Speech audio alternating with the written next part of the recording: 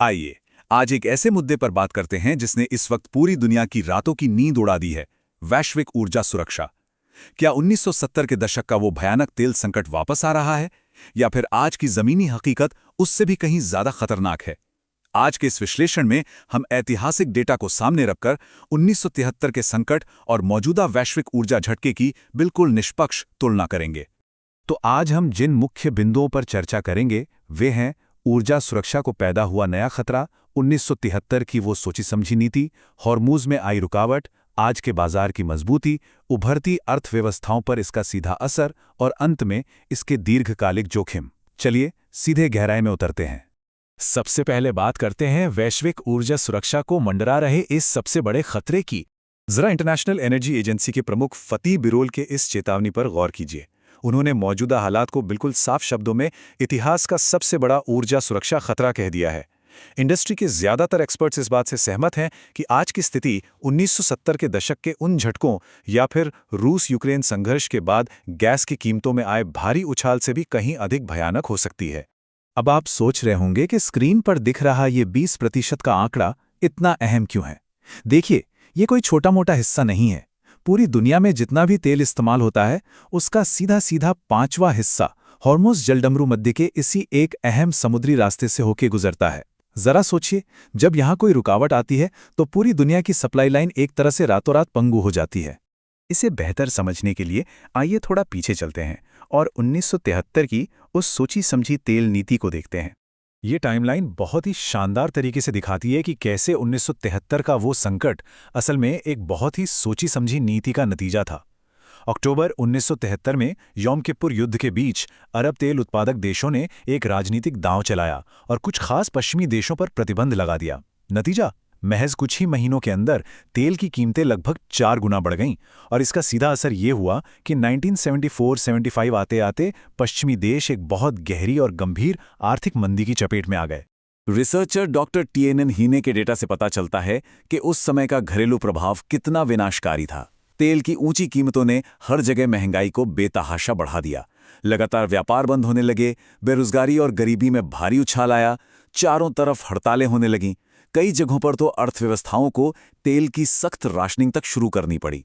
आपको जानकर शायद हैरानी हो, लेकिन इसी संकट के भारी दबाव में 1974 में ब्रिटेन की कंजर्वेटिव सरकार तक गिर गई थी।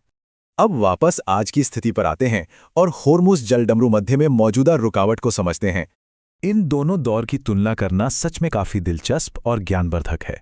देखिए, 1973 का जो झटका था वो पूरी तरह से एक राजनीतिक फैसला था जिसका निशाना कुछ खास देश थे। लेकिन आज जो हम देख रहे हैं वो बिल्कुल अलग है।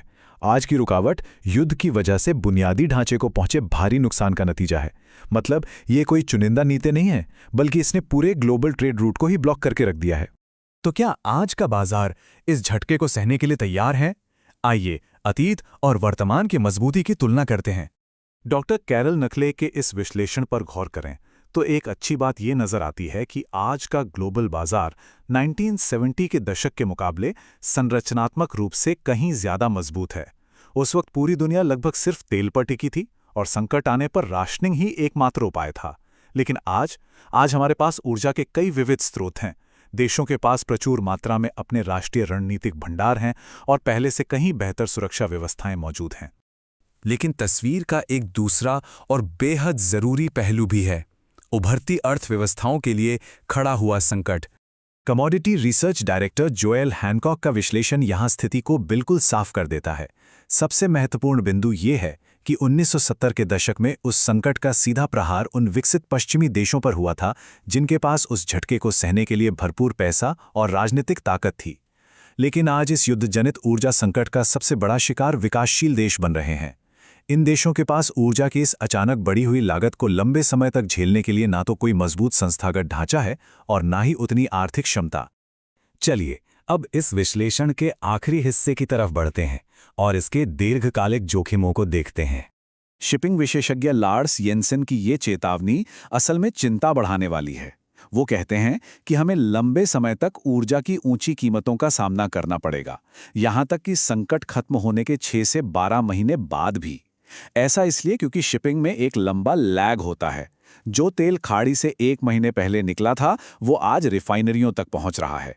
इसका मतलब है कि अगर आज ही कूटनीतिक शांति स्थापित हो जाए, तब भी सप्लाई की कमी और ये भारी कीमतें अगले कई महीनों तक हमारा पीछा नहीं छोड़ेंगी।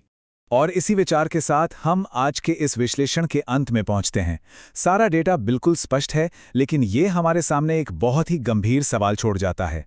चूंकि ऊर्जा की ये ऊंची कीमतें महीनों तक ऐसे ही बनी रहने वाली हैं, तो ऐसे में वो विकासशील देश जिनके पास वित्तीय सुरक्षा की कमी है, वे अपने कमजोर सामाजिक ताने बाने को स्थायी आर्थिक नुकसान और गरीबी से कैसे बचाएंगे? क्या हम एक बार फिर से दुनिया भर में बड़े पैमाने पर सामाजिक अशांति देखने वाले हैं? इस अहम डेटा और इन सवालों पर हमें बहुत ही गंभीरता से विचार करने की आवश्यकता है। आज की इस चर्चा में हमारे साथ जुड़े रहने के लिए आपका बहुत बहुत धन्यवाद।